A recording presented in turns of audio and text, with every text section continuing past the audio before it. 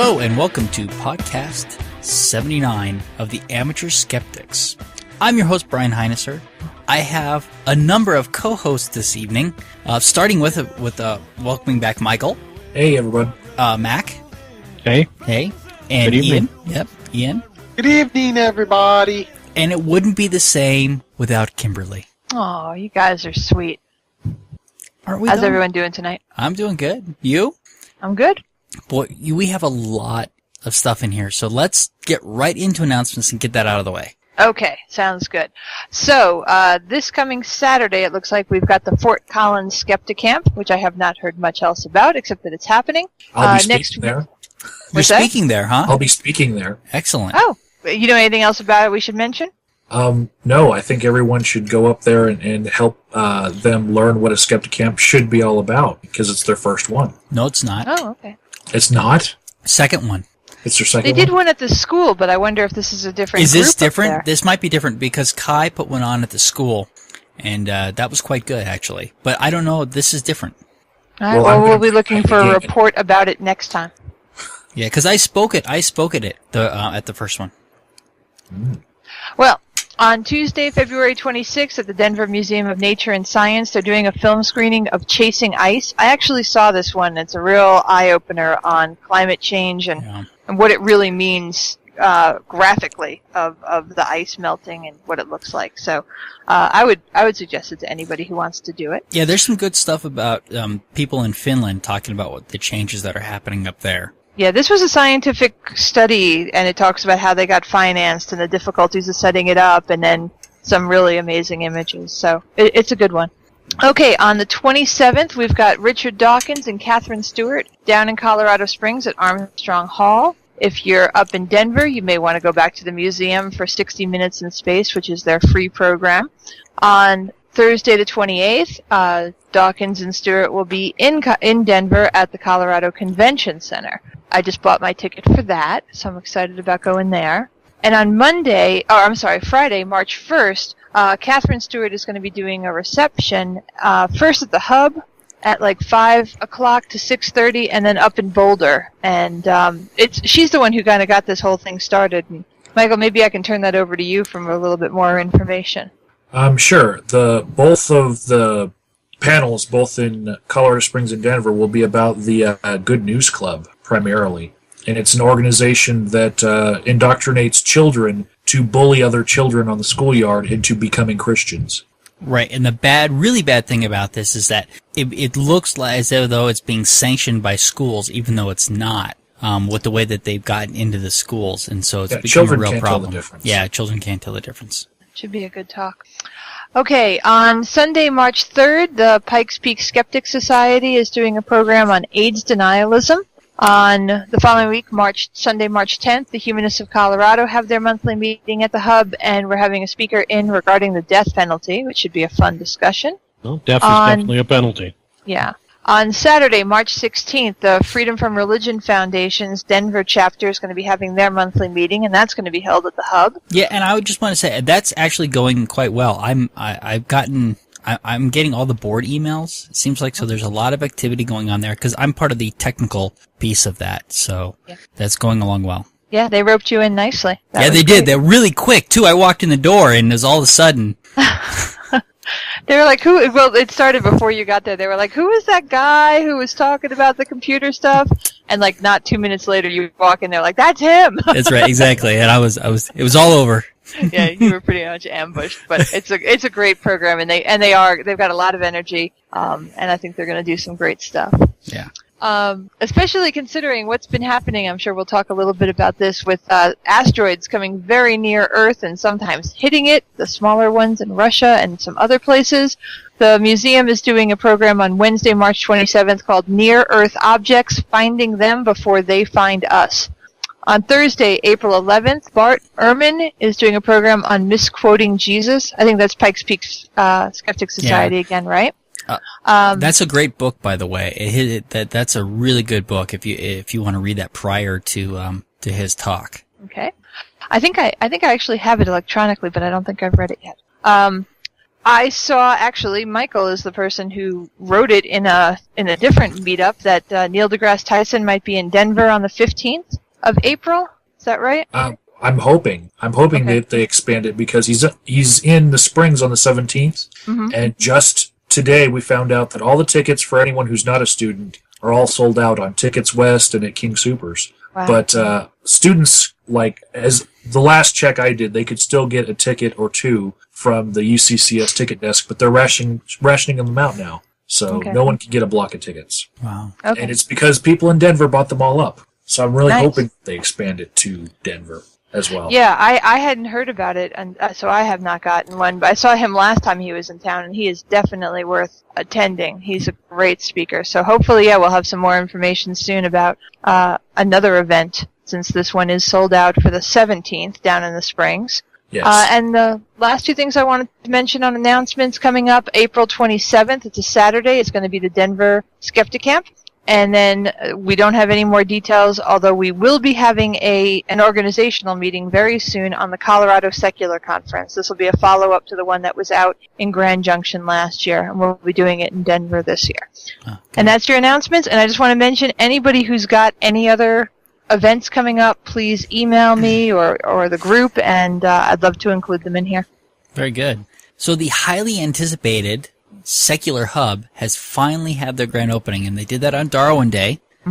So everybody should check out the hub on facebook.com/Secular Hub and at least like it, so because they need people at least viewing it, right? It was actually quite packed. Yeah, I believe it. They kept having to add chairs. I don't think they quite expected the crowd, because once it got closer to time for the presentation, they just started adding more and more chairs. They had to look around and see what they still had. But no, it was pretty packed, so it was a good sign. Yeah, great speaker. We had Dr. James DeGregory in, and he did a really fascinating presentation. But I was really excited and happy about the energy in the room. Everyone there was really excited about being there and opening it up. So I thought it went great. We kind of thought that there, with it being a grand opening and never having done this before, we were worried about things going terribly wrong, and nothing went terribly wrong. It went really smooth. So there's going to be a lot more events coming up at the hub, not just ones from different groups, which will hopefully, like the FFRF, host their meetings there, but some other stuff that'll be coming up. So you'll be hearing even more about it. But we had Ian and Michael there. Brian, you couldn't make it, and Sean, I guess you didn't either. Anything else you guys want to... I know I talk about it ad nauseum, so I didn't know if you guys wanted to say anything else about it. I enjoyed it. It was a nice evening. A lot of like-minded people, which is fun. I did hand out a few of our exclusive collector's edition business cards for the Amateur Skeptics, because obviously that was one thing I was able to talk about with a few people. They should not, they should not be exclusive at all. And who collects business cards anyway? Hey, the only Amateur Skeptic collectible out there. I have a T-shirt. No, okay. These are free. The T-shirts will cost you money. Lots. Free collectibles for the Amateur Skeptic. First edition is very rare, I just know it. When things start taking off for us and we actually turn this into something bigger, everyone's going to be after the first edition collector cards. So. Yeah, we're going to have to get a promo and put some work into it first. All right. Well, Michael was kind enough to videotape Ian, the event, so the full video's out there, and there's a fun highlights clip, too. Yeah. I'm thinking action figures here. Oh, jeez. All right. Report from Michael and Kimberly on reality, atheism versus Christianity. So this was an event last night down in Colorado Springs at a church, and it was basically our friend Jason Testerman debating a guy named Lamont, and I don't know his last name. Lamont Mapp. Sorry, what was it? Mapp. M-A-P-P. Oh, okay. Even easier than I thought. So it was a full-fledged, formal-style debate with openings and then counters and back and forth and questions from the audience. It was really packed. There were a lot of people there. We were outnumbered, of course. It was on their turf, but a really good showing from the atheists. And I thought Jason did a terrific job, especially for his first time doing a formal debate. And it was a really good evening. I'm glad that you guys are able to get out to so many of these things because I just can't do it. I have kids, Ian has kids, and Mac has no legs. two highlights in I have particular birds. from the evening were, well, there was the evidence of Jesus coming to the Muslims that was cited by Lamont Map, that Muslim clerics are having dreams about Jesus now. That was God. something that gave all the atheists a chuckle. But also, there was a particularly horrible moment where it's forgivable that Jason Testerman, he didn't know the actual verse where Elisha and the bears happened, and when he was challenged by Lamont Map that, that never happened in the Bible, you didn't give citations. So he gets up, and his citation for Elisha and the bears was 1 Kings chapter 2, verses 23 through 25. The problem is, Lamont goes up and says, here's 1 Kings, exactly where you said, and I'm going to read this. And when he did, there was no Elisha and the bears, because it's actually in 2 Kings. But Lamont Map got up in front of a crowded church and said that bears tearing apart little children never happened in the Bible. And the entire church crowd bought it. And the atheists were aghast, like, you didn't just go there. Like, Yeah. It was pretty sad. that the atheist didn't know the exact verse. He got the book wrong, actually. But it's not forgivable that the Christian pretended like it never happened in the Bible. But that's par for the course. It is a problem. And typically atheists do know their Bible better. And when they're going to cite something, they usually have the reference on hand. Because we have to, because of things like this. It's very important that if we're ever going to say this happened in the Bible, that we can, that we can document the source. And normally we have the internet in front of us, but in that kind of a situation, it's much tougher. Yeah, and he was in front of a crowd where 2/3 of the crowd were church-going people that went to that church, and they didn't know their own Bible, and he was counting on that. And right. It's going to be a poor reflection on him, because he actually works for Compassion International, one of the nonprofit organizations here in the Springs that's headquartered here. So it's going to come back to haunt him. Well, wait. Does he have a direct email address? Yeah, he does. Well, we should I approached him right after the event to tell him. Right. He told me that he'd look it up. We should have, we should find the site, go online, find a Bible with it in there, and everybody should email him. We should have a mass email campaign to show this gentleman where it is in the Bible. Well, he's already been shown. I wrote it down for him and gave it to him. It doesn't matter. He should get some emails. He should, and he'll at least get a couple people chopping up the video on YouTube and complaining about it, because, especially on YouTube, people know the story of Elisha and the bears. The Thinking Atheist did a video on it, and all YouTube-educated atheists know about Elisha and the bears. It's one of the most horrific parts of the Bible. Right. To send down bears to mangle children because they made some fun of somebody's bald head. When we're talking about bears... Yes. Are we talking about animal bears, or are we talking about large, hairy men of persuasion? Animal bears. Okay. So that's not nearly as bad as I was picturing. Are you Catholic? No. Okay. But yeah, Lamont brought out a number of crowd-pleasing but really vacuous points and talked about things. And, a debate format is very, very tough. I mean, we've talked about it before. There's so much style and work that goes into debating. It doesn't actually matter what the topic is. If you're really good at debating, you can debate any topic. And Lamont has a lot more experience than Jason does, is more comfortable with it.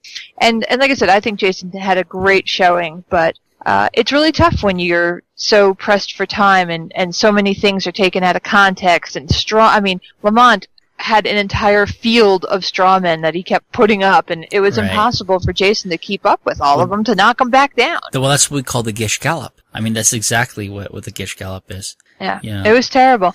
But again, he did a good job. I bet we opened up some eyes for people, even just with our presence. And I just want to kind of close, I guess, with that is those people were surprised that there were so many atheists in the audience, and you could see them looking around and trying to figure out who we were. And there were some of us where you could tell, especially when we laughed at Lamont on different things. But I think I think it was a real eye-opener to them that we are them. We look just like regular people, Right. you know, we're normal folk, and there are more of us than they thought there would be. We don't So I thought that bear was the mark really of the good. beast.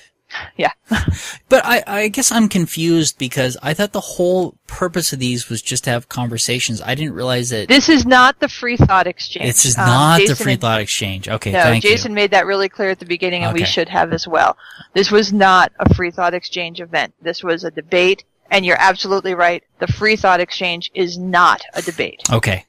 So, That- yeah, and but that's good times. yeah. Because I mean, I think these kinds of things are important. Just to get out there and to be having those conversations and be willing to have those debates. But at some point, I think the free thought exchange is a much better foundation because its goal is not to convince or convert. It's just to have a conversation. Yeah, it will. The free thought exchange, in my opinion, will have it never has like an immediate effect. We never walk out of there with 3 new atheists or anything like that when we do a free thought exchange. But I do think it will succeed in getting more people to think and to understand the issues at hand faster. But these debates are important because there's a lot of people who have never heard anything else. Yeah. And, this is all they know, and having somebody refute it and be able to be articulate is really important. Yep. All right. So, Ian, are the Boy Scouts going to turn tail and run? We have to wait now. That was okay. In the last podcast, we talked about how the Boy Scouts were looking into opening up the organization to open homosexual. After a whole bunch of stuff from both sides, they officially postponed the decision until the meeting in May. So we still don't know what the final outcome of this will be. There's been a lot of stuff on both sides of the issue being thrown about, so it should be interesting to see. I think they're hoping somehow that the media will be busier in a couple of months than they apparently were this time. I think I actually made that comment that that this was something where they're kind of hoping that they make a good impression and then the whole thing just blows over and goes away. Yeah. Yeah, I think that's what they're hoping for. It's not going to happen if that's was their plan. I didn't realize that Barack Obama is the honorary president of the Boy Scouts. How does that work? Basically, every president of the United States is the honorary. I don't think it's president, but they have an honorary position within the Boy Scouts. So, they don't really do anything except for send congratulatory letters to the Eagle Scouts and such. So I got mine from whoever was president in '93, which was Clinton, wasn't it? Yep. I got to think there. Yeah, you got lucky. That's our most entertaining president. Well, he's certainly up there. Most entertaining recently. So I just throwing this up real quick, and the only reason Pat Robertson, of course, had to get his 2 cents in, basically saying that if this were to happen, that pedophiles would become Scoutmasters. And that is just sick because, first of all, equating pedophilia with homosexuality is like equating pedophilia with heterosexuality. It's an entirely different sexuality. Right. Well, and that's the thing you have to explain to them. The men that do it do not like other men. They're not attracted to other men. That's not why they do it. It's a whole different thing than attraction. Right. So, I mean, it's certainly ignorance on his part, but the other thing about it it's like, well, wait a second, what about your church? What about the pedophiles in your church that are already in, are priests and stuff like that? And the other thing is that this isn't already, they don't already have these issues in the Scouts. They've been accused of covering this stuff up. There was a Scoutmaster in Colorado recently that got arrested for child porn. Right. So the problem is that this decision doesn't change anything in regards to to how they're going to have to watch Scoutmasters. I mean, they have to be vigilant about that already. But the idea that by allowing gays in, that somehow that is going to make for more pedophilia Scoutmasters is ridiculous. One thing that I want to say about this is when I was in the Scouts, there was actually a very big pedophilia thing that happened while in my troop. And it was not the Scoutmasters or the adults. It was actually the senior patrol leader and a couple of the patrol leaders, which were older teenagers versus the younger boys in the group. And there is no background check on the people that are applying to be Boy Scouts themselves on whether they're going to be pedophiles themselves. Yeah. So the risk is still there whether you're checking the Scoutmasters or not, because there are roles within the Boy Scouts, places of authority that someone can get into and not even be a Scoutmaster. Yeah, well, but they've already had problems with Scoutmasters that they've been covering up. Yeah, and the problem with the senior patrol leader that was doing it in my troop was covered up as well. I think that the whole thing with Pat Robertson especially is that is he ignorant of these facts? Probably not, but it's good for his ratings. Yeah, he's basically playing the demagogue thing. Right, and that's probably what's going on here. And well, we don't know how much longer though. Both Fox News and Rush Limbaugh are basically collapsing in on themselves because they keep going off on things like this. Rush Limbaugh's lost most of his sponsors now because every time he does something he says something that's stupid, he gets complaints. Yeah, but I'll bet you they're back. He lost them for a little while, and once the dust settled... my understanding is he's losing quite a bit still now. Here's the thing, is that he's still making money hand over fist because he still has the biggest audience of anybody. As much as it shrunk. I thought that everything he said was absolutely 100% right, and history would prove him so. But then we know Fox News' ratings is plummeting right now. Right, it's plummeting, but they still have the top ratings. I think people are growing tired of hearing this crap. Well, I really do. So maybe and I think it's going to, it's more and more it's getting reflected that people are tired of it. Yeah, well, Fox News is catering to a demographic that essentially is aging and is not going to be around forever. Well, I think one of the reasons that they still have the highest ratings is that they're really the only network that's exclusively catering to that demographic, whereas everybody else gets their news sources in scattered locations, so it's much harder to pin them down anyway. But Fox News still has is still the number one rated news show or news station, and they're not news. Right. They're opinion.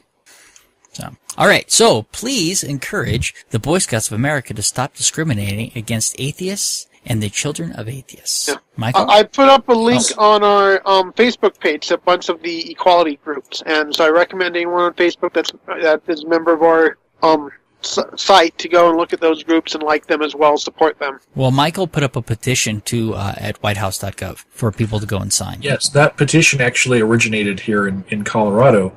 A guy named Heath Wild sent an email to COCOR, and COCOR sent it out to all the satellite groups. And so I promoted his petition with my YouTube channel, and we got it over the 150 signatures mark, which is what you need with a whitehouse.gov petition in order to be searchable on whitehouse.gov. And now the signatures have gotten up to 2,000. He only has 2 more weeks to get to 100,000, which I don't see it happening without a lot of help, but at least it got searchable. At least we got that benchmark. Yeah, that's great. So that's up there. Go sign that. I'm trying to figure out whether or not this is one I've signed. I've signed a few of them like this. All right, and we talked about the Catholic Church and basically making an argument in court that they couldn't be held liable for the death of unborn children because they weren't people. They were using that in court. Well, they have since backpedaled on that. They got together and looks like they got together in a room and we can't do this. And I want to just say at this point, what a bully pulpit we have. That we made them back down the way we did. Yeah, us. Yes. And but the problem was that they did this like hours before we recorded.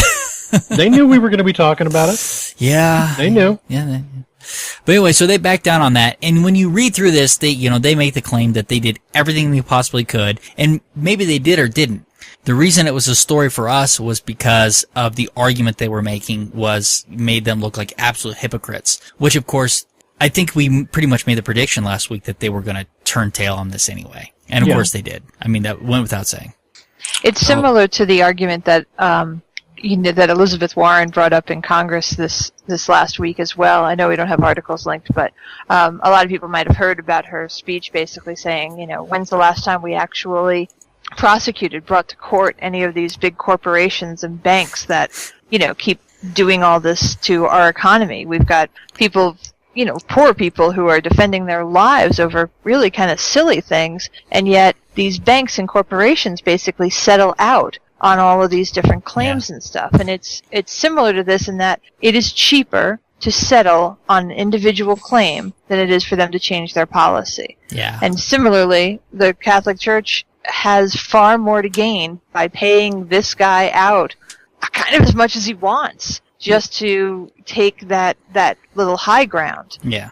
When you're dealing with pockets this deep, I mean, there's so little you can do. Well, I mean, we're bailing out crooks, which is what we did with the banking scam. Where Iceland, on the other hand, let the banks fail and then put the bankers in jail, which is what we should have done. Mm-hmm. So, all right. And I think that we are ready to. So I found. We've got one more. I wasn't gonna leave that in. Oh, then I didn't see it. No, although I'm never going to be able to erase that image. Yeah, well, okay, that came out because Mac had this. He did this role playing world called Macarai, and we had a website for it and everything. And I've been holding on the domain. And I finally asked him. He's got a couple of domains. I said, "What do you want me to do this domain?" I said, "I think I'm going to make this one a porn site." And I got no response. So I did this. No. No means no.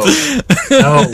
Michael, you're never going to be able to unsee that. Yeah. Should I leave it in there, Mac? It's your call. Talk about bears. Talk about bears. Well, Mac will have to tell me if I'm leaving it or not. It's his call. But yeah, I was having a little fun with Mac. Yeah. But in all fairness, that is a piece of artwork he made for amateur skeptics. I just repurposed it. That was for the that's for the episode. This episode is censored for your protection. Right. I went commando for that one. None of the rest of you could be expected to do it, so I did it. And now look at what's happened. Yep. Thank you. Thank you. All right. On to scams. Right, yeah. Right. Now that I've blinded you all, let's talk about some scams. Blinded by the light. So 1 in 10 people falls victims to scams in investigation finds. And I was surprised by these numbers. This is from the Telegraph. They did I'm not exactly sure how they conducted this research, to be quite honest with you. But they claim that these scams cost victims £6 billion each year. And the scams that they're referring to are stuff like these. I think that. Well, I don't know. I swear I read the article. But anyway, so stuff like the Nigerian scam, credit card scams, real estate scams. There's a whole bunch of these things that go around, and so the Nigerian scam kind of goes like this: you get a scam, you get an email from somebody who claims to be from Nigeria, that basically they want to get, they have all this money that they need to get out of the country for one reason or another, and they need you to help them. And if you agree, they say, well, we need your name and we need your bank account number and password, so we're going to dump the money into your account. And then you get to keep 10% of it. And and then you're going to move it over to this other account. And then what generally happens is they log in. And they empty your account. Is what happens. And well, another off branch of that is they will send you a check. And you're to cash that check into your account, then write them a check. Right. And so you're thinking, I got the check, so that's the real money. No, that check's never going to clear, and it's going to end up bouncing. Right, but the check you write them might bounce in that scenario too. That's a little bit more risky. Another way that they'll do this is that they will have another way that they'll kind of launder this money is they'll tell somebody else, we have all this money, we want to put it in your account, and then you keep 10% of it, and then we want you to go to Western Union, and the Western Union us the money. So they'll take the person's bank account and they'll clear it out into somebody else's bank account who takes that money and sends you to Western Union, and then once they get back through Western Union, the bank comes back and says, well, wait a second, they never should have got that money, and takes all the money back. The person who sent the Western Union is out all the money, something like that. That has happened before. So they get pretty elaborate. Have you guys heard about that? Well, I've gotten Oh, yeah. them. I remember when I first started getting them, I was completely puzzled because it was stuff like, we have been told that you are a person who would be able to help us. I'm still like, they got the right person here? Because no one's going to be telling them anything like, so honestly, the first few I got, I'm like, did someone screw up my email? Right. Well, Because at no point did I think, yeah, this is the real thing. I'm going to make a lot of money. My first thoughts were not, oh, yes, easy money. My first thought was, okay, these guys are screwing up. Should I write them back? But then I quickly realized, no, this doesn't make any sense. Right. So I set up at one point I had set up an email server with the intention. I didn't just set up one. I knew it was testing something else. I was setting up an email server and testing it. And so I thought, well, let's see how many scam emails we can get. So I went to all these porn sites and different sites like this. Any place that is like, get porn to your email and stuff like that. And I put these multiple, I would put one address in one place and I would create another one, put another one in another one, and another in another, and another in another. And just to see how far these would get. And so each one of these email addresses, you put it in one, they sell it to another, to another, to another, to another, and then you end up with all this crap in these email accounts, and it happens very quickly over a matter of weeks. You end up with all these things, and so the most common one that I think that I saw actually was the lottery scam one. And it was at the time it was the Irish lottery. I thought that I was getting a lot of them for, basically saying, hey, you've won the Irish lottery. And here's to get it, you call them or send me an email, and then they call you, but you're gonna have to pay the taxes and fees on that up front. And that's how they've gotten people that just send them money, basically, in thinking that they're going to get all this other money without doing any sort of verification beyond that. And that's the main lesson in this. If it sounds too good to be true, probably is. Right. You're not going to get millions of dollars for free. No one's just ready to hand that out to you. So the other one, internet. It says auction frauds. I was thinking authentication frauds. One of the ones that I don't see, maybe this isn't happening so much anymore, you would get an email saying that it was from eBay, PayPal, or your bank or someplace like that. Yeah, eBay, PayPal. I've seen, there's been a rats, I forget all the different ones, but they basically want you to sign in with your personal information. Yeah. Exactly. Which is phishing. Which it will, it's phishing. That's what I've gotten those, and every time I get those, instead of doing the link in the email, I go to the site itself, just double check. The site doesn't do anything, I'm good. Right. The problem is go to the real site. Right. Well, the problem is that because of HTML email, which I would love to eliminate, it is the bane of my existence. Because of HTML email, what they do is that they give you a link, and the link says that it's, ebay.com, but what's underneath it is some random site, and you click on that and you go to the random site thinking that you clicked on eBay because the URL does not have to match the text. And it looks just like the eBay site. Yeah. And yeah, so once you sign in, they suddenly have all your sign-in information. They can hack your account. Right, but I cannot tell you. I mean, it seems like, well, now that we have this info stuff, I had to set up an info account for my work, and every week it's like, is this one real? What is this? It's like, no, that's another fraud. And the problem with blocking this stuff is that they're always one step ahead of the blocking device. The blocking device is only capable of blocking what it knows about. It can't anticipate the next way that they're going to find to get around the initial block. So spam is a huge problem. But so the internet auction frauds, so through eBay and PayPal, and I guess there's other ways that they might scam you is that you send them money. Like Amazon and stuff.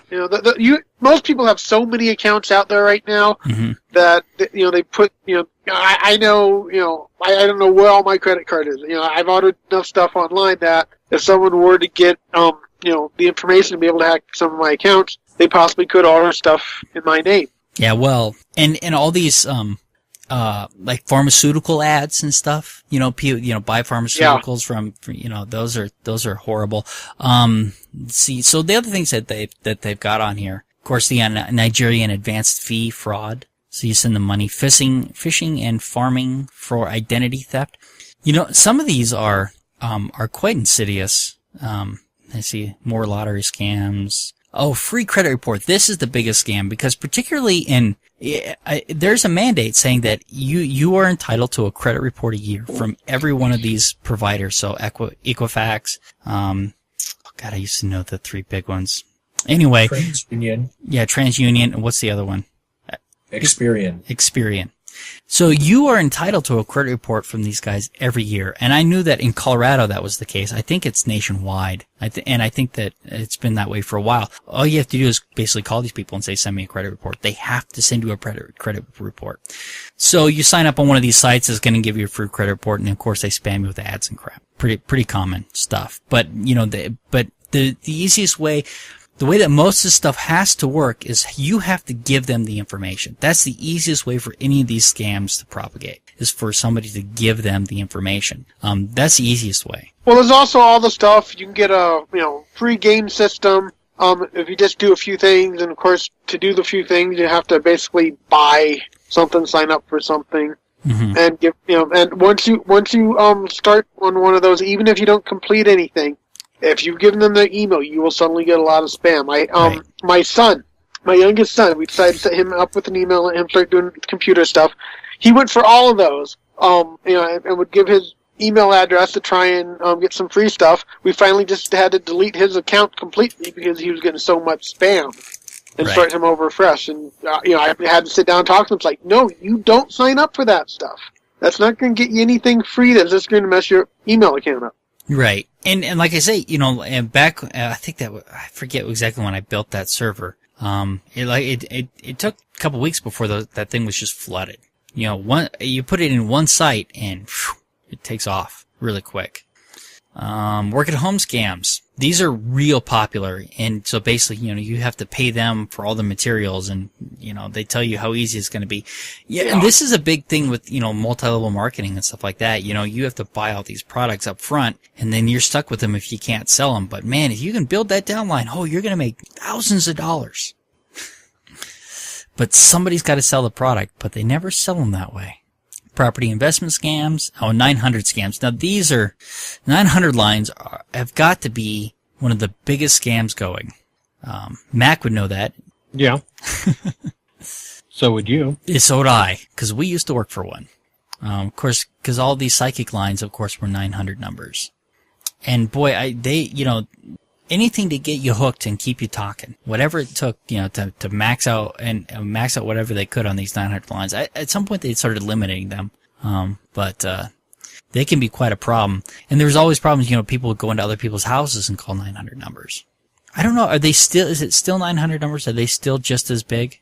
I honestly don't know. Yeah, I don't know either. I think they've pretty much I think that when Dionne Warwick went by the wayside, I think that they went by the wayside too.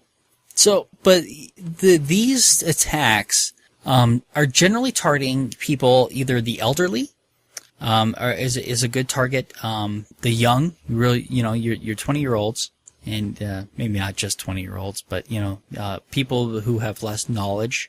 So, and all of these attacks require a certain amount of, I don't know, some of them don't require, I want to say gullibility, but I don't know if that's fair because, I'd say naivety. Naivety there. Because when I was, doing malware removal, it was amazing, people would come in and their machines would be just full of crap. But the worst problem I ever had was these, and I say it was the worst because you wouldn't have expected it, was people going to just like apartment rental sites. They were getting malware from the ads, and it was a huge problem because I did work for apartment complexes, and they would have to go to these sites to update ads and stuff like that, and their machines would be just riddled with malware. I had somebody at another client who was just going to get an apartment. All of a sudden, his machine is riddled with malware. Now, why should going to a site to an apartmentfinder.com site, why should you end up infected? There was nothing that they could have really done to protect themselves. It's all a matter of who is paying the advertising for the Apartment Finder site. Well, exactly, but there's no control. The Apartment Finder is free, so the site therefore has to advertise with whatever they can advertise with, and unfortunately, one of the tendencies that they've got is to pick up some really, really bad advertisements. But they don't have any control over it. That was the whole problem with all those rotating ads.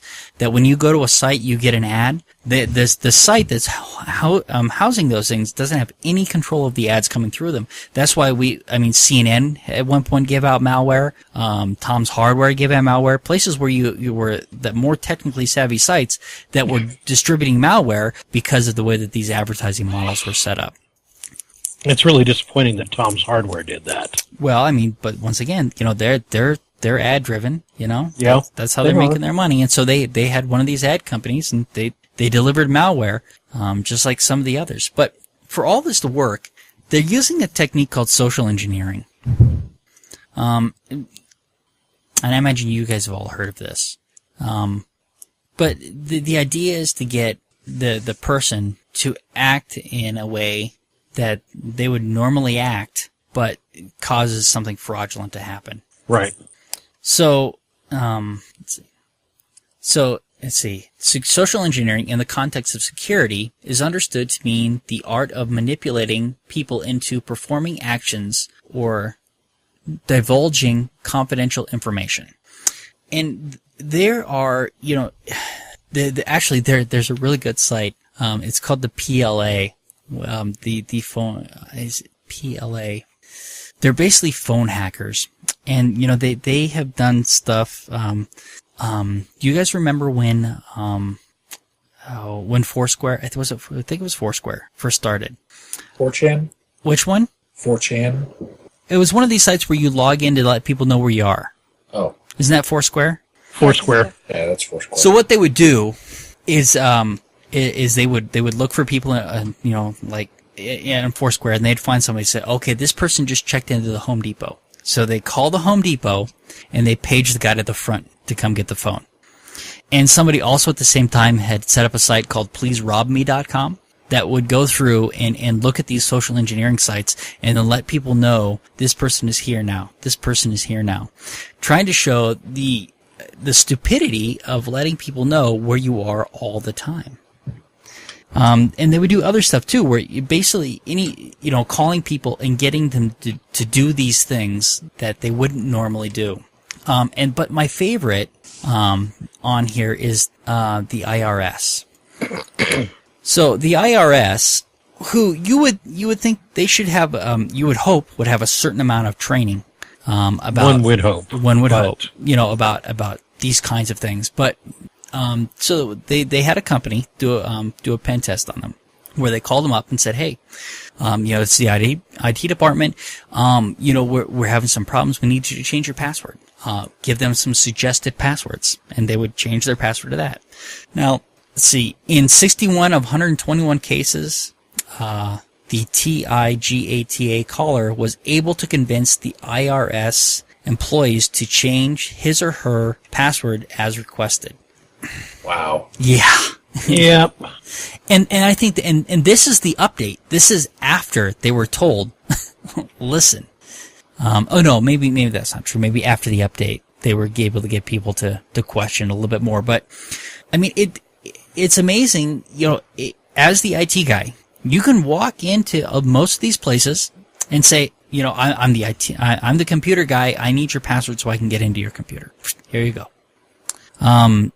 And many, hopefully that IT guy, but the problem is that most people really don't know who the IT guy is and isn't. You got to be able to recognize your nerds. You need to be able to recognize your nerds. But something that they normally have about them, recognizability. It's part of being a nerd. I recognize my nerd because he wears glasses. Yes, we blend in just like atheists. So, but the biggest problem with all of this is trying to inform people enough so that they don't continue to be taken by these. And of course, it always comes back to teaching people critical thinking skills, because you cannot prepare people for every situation. And that's what I struggled with, and that's what I still to this day struggle with in my current environment, is how to give people the information that they need so that they don't get caught in the next one. Because unlike my spam filter, which it is only as good as the last piece of spam that it got. People need to be able to recognize a scam before it happens. I did get turned on to a similar story recently about a add-on for Firefox called Fire Sheep. Where you can sit with this add-on in a coffee shop where everyone's using the same logon and there's no secure logons to the Wi-Fi, and you can collect their cookies. Right. And spoof their Facebook, and you can do all sorts of havoc to their Facebook. It's an attack called site request or cross-site request forgery, where basically you're able to steal somebody's credentials and authenticate as them to the site. So you're able to steal the credentials because most of this stuff, particularly when you're sitting at a coffee shop, is going over into the ether, and anybody who's listening to that traffic can pick it up and read it. And because credentials were being sent that were not over HTTPS, which is the secure protocol, they were just using HTTP, people were able to intercept those cookies. And even though they didn't know your password, they didn't need to because they used the cookie to authenticate as you, and now they had control of your Facebook account. Well, I tried using it myself, and as long as people have their own passwords and they're using HTTPS, then it's near impossible. But in coffee shop settings, people don't even have to go to their Facebook page. They just have to visit a page on the internet that has a Facebook widget on it. Right. Because the widget has that same authentication cookie that will be sent. So it's even more dangerous than you would think, because all sorts of web pages now have Twitter widgets and Facebook widgets on them. Well, I mean, all you need to do is redirect somebody to your malicious site that's set up to scrape their cookies. Yeah. It's that easy. Now, I mean, one of the things when when that first happened, and Facebook started offering the HTTP automatically, I went and I set my account for it, and then all of the add-ons weren't using it, so I stripped everything out. All the fancy add-ons for Facebook don't work. Now they've updated that since, and you can still use your crappy add-ons. But there's still a potential for problems there because with some of those add-ons you have to log out of HTTPS and into HTTP to use that add-on. Yeah.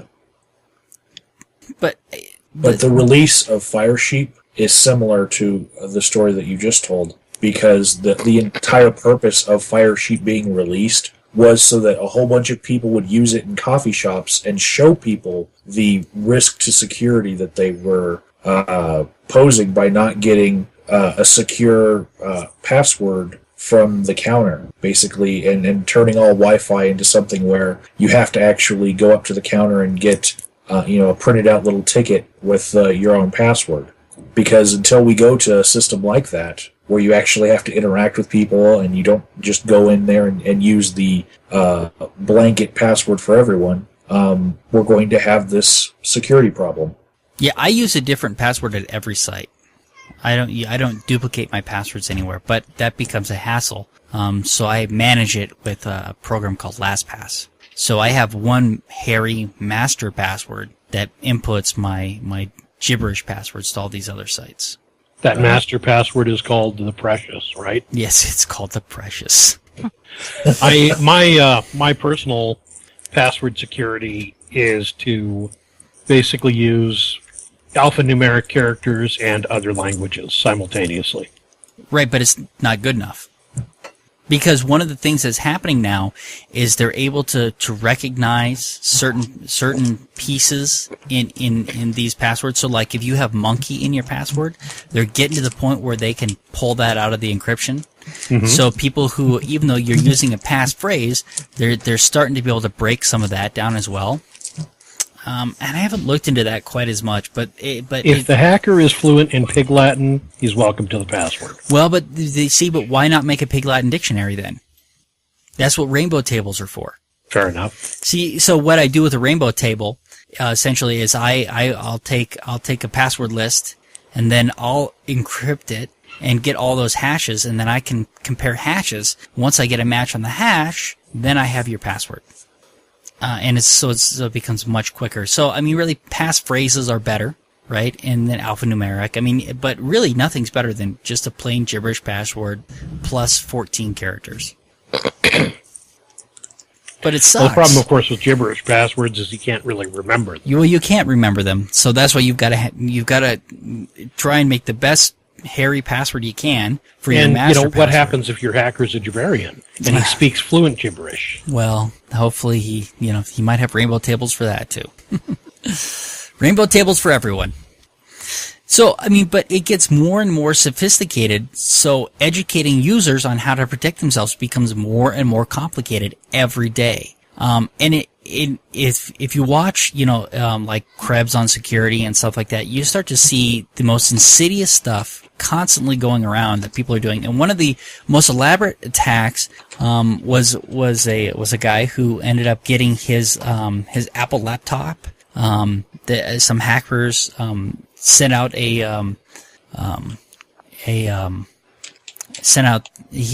was using the Apple wipe, so that basically they could remote wipe his system, and they got his Apple password and remote wiped his system. Basically they wanted his Twitter account. He had a 3-letter Twitter account. But to get his Apple password, they needed his Gmail account. To get his Gmail account, they had to get his Amazon password.